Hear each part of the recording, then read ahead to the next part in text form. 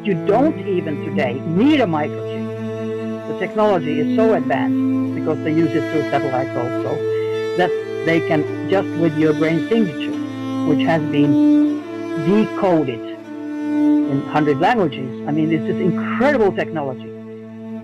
So they can also influence you.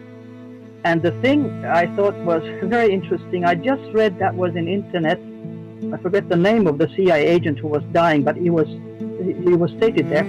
He was telling his son that this you are not allowed to tell anybody until I and mother is dead, his wife. And it was that CIA has today a technology, depending on things, which is 100 to 300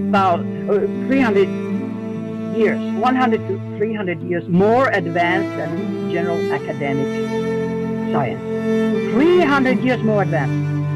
Well, that explains dematerializations and materializations, like they use in military, just to confuse people. And some people think that, oh, it was ghosts who did it. What is, there's something called, like, Project Bluebeam? You know, the people that see orbs in the sky? Yeah. Go around that fly faster UFOs? than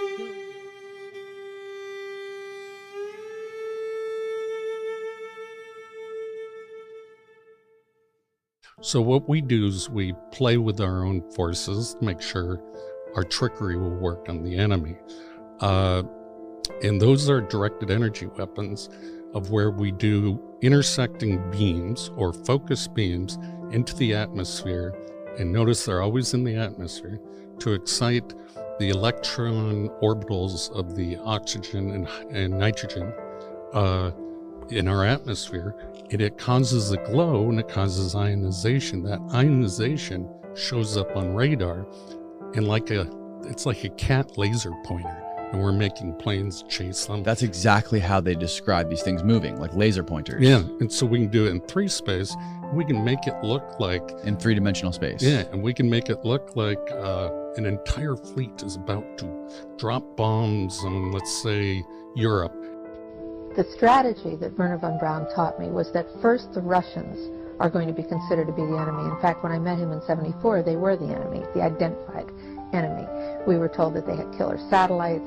We were told that they were coming to get us and control us, the dirty commies, that whole story. First, the Russians were the enemy against whom we're going to build space-based weapons. Then terrorists would be identified, and that was soon to follow. We heard a lot about terrorism. Then we were going to identify third world country crazies. We now call them nations of concern. But he said that would be the third enemy against whom we would be needing to build space-based weapons. And the next enemy was asteroids. Now at this point, he kind of chuckled the first time he said it. Asteroids, against asteroids we're going to build space-based weapons. So it was funny then. And the funniest one of all was against what he called aliens, extraterrestrials. That would be the final card. And over and over and over during the 4 years that I knew him and was giving his speeches for him, he would bring up that last card. And remember, Carol, the last card is the alien card. We're going to have to build space-based weapons against aliens. And all of it, he said, is a lie.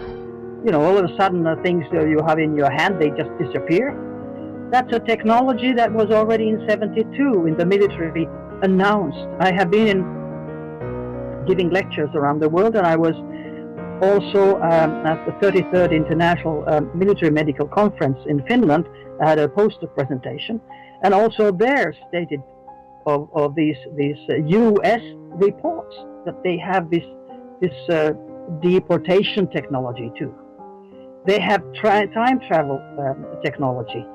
It's incredible. They can go past or into the future, and people know nothing. And then comes the reaction. They also have this disinformation campaigns. When somebody gives correct information, immediately this disinformation campaign starts and ridicules and denies everything, so that people don't know who to believe.